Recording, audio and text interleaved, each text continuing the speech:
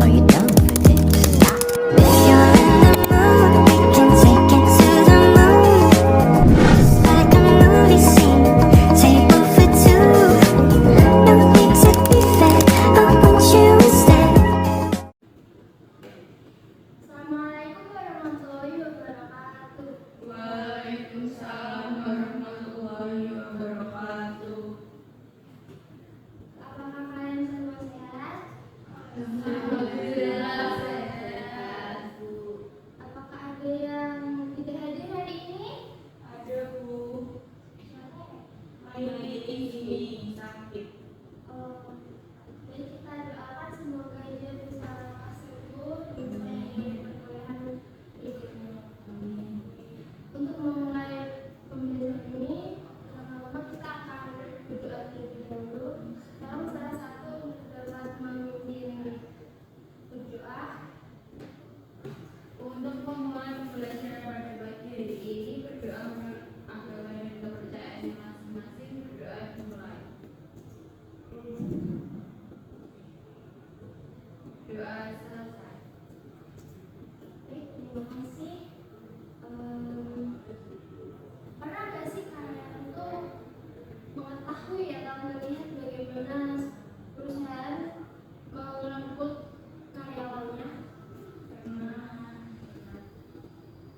Terus coba kalian bayangkan, kalian tuh jadi seorang manajer atau kayak ketua bagian gitu. Terus perusahaan itu tuh pengen merekrut karyawannya untuk dapat mengisi posisi tertentu seperti misalnya dalam membuat desain gitu. Menurut kalian itu apa saja sih kayak yang dibutuhkan karyawan tersebut buat dapat misi posisi itu? Mungkin seperti kayak soft skill atau hard skill apa? Yang pasti harus bisa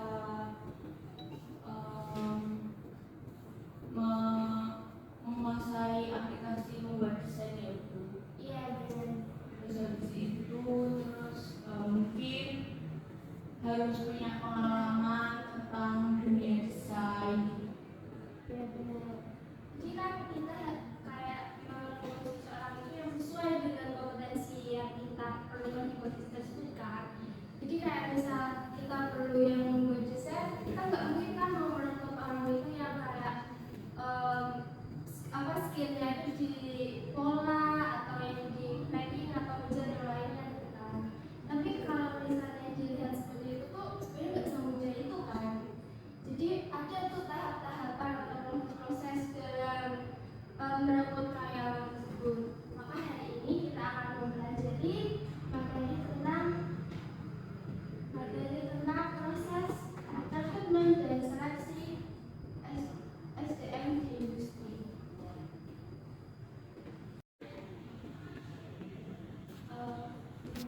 Rekrutmen sendiri adalah proses pencarian atau menarik calon tenaga kerja yang memiliki kualitas yang sesuai untuk mengisi posisi tertentu dalam perusahaan atau organisasi.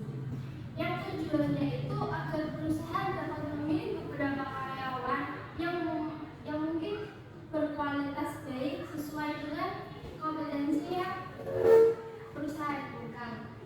Kemudian seleksi itu tuh proses setelah rekrutmen, proses pemilihan kandidat yang telah lolos pada tahap rekrutmen untuk dikerjakan berdasarkan kualifikasi, pengalaman, dan kemampuan mereka.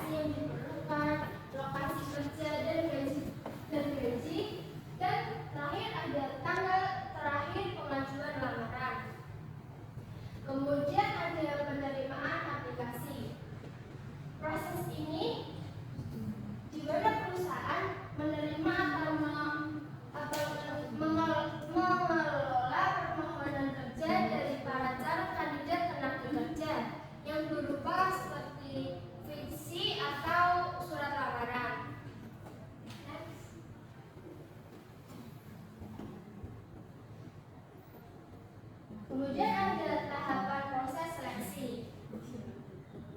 Yang pertama ada screening atau penyaringan awal. Yang kedua ada tes awal. Ketiga ada wawancara awal.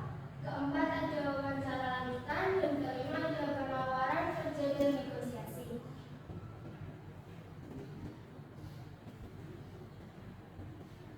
Untuk tahapan proses seleksi yang pertama itu screening atau penyaringan awal. Biasanya screening ini tuh dilakukan oleh HRD dari perusahaan untuk menyaring CV atau surat lamaran. Jadi calon tenaga kerja yang mana ini tuh akan dikualifikasi sesuai dengan yang dibutuhkan perusahaan. Yang kedua ada tes dan wawancara. Tes dilakukan untuk mengukur kompetensi teknis dari hard skill ataupun soft skill dari calon tenaga kerja tersebut.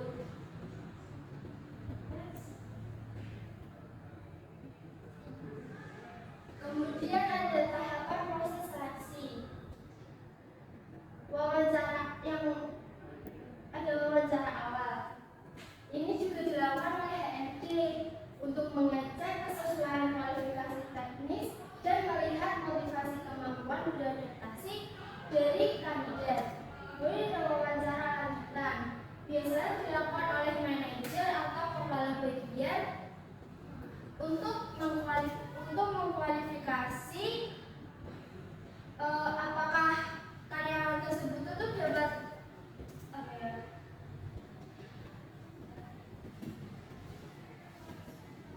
berkontribusi untuk mencapai tujuan perusahaan.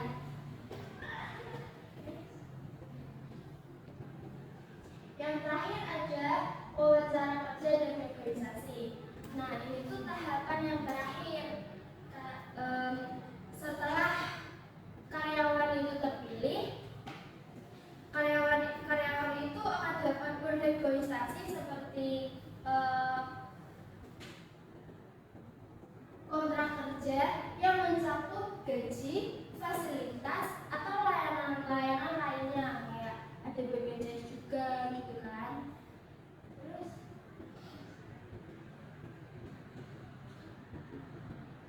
kemudian setelah melakukan seleksi dan rekrutmen itu tuh kita harus mempertimbangkan juga faktor-faktor pendukungnya seperti ada kualifikasi kompetensi. Ini tuh perusahaan mengkualifikasi kompetensi yang baik agar posisi tersebut itu diisi oleh orang-orang yang mempunyai keterampilan yang baik. Kemudian ada kecocokan budaya perusahaan. Mengapa sih ini tuh penting banget? Karena dengan kecocokan budaya ini karyawan akan lebih dapat mudah beradaptasi sehingga proses dia bekerja di situ tuh akan lebih nyaman. Kemudian motivasi dan komitmen. Motivasi dan komitmen ini juga penting karena kandidat yang menunjukkan motivasi komitmen terhadap pekerjaan biasanya lebih diutamakan karena mereka cenderung memiliki kerja yang lebih baik. Oke, sampai di sini apakah ada yang perlu ditanyakan? Izin bertanya, kalau misalkan perusahaan itu membuka lowongan pekerjaan, kemudian pelamar yang mendaftar itu mempunyai keahlian itu nggak cuma satu, misalnya bisa membuat pola dan juga bisa selling. Itu untuk penerimaannya bagaimana ya Bu, untuk penyeleksiannya? Oke, baik. Kalau misalnya seperti itu tuh kita bisa lihat tuh dari dia membuat pola sama selling dia lebih unggul di mana. Bukan, misal dia lebih unggul di polanya, jadi kita akan masukkan dia di seleksi di pembuat pola.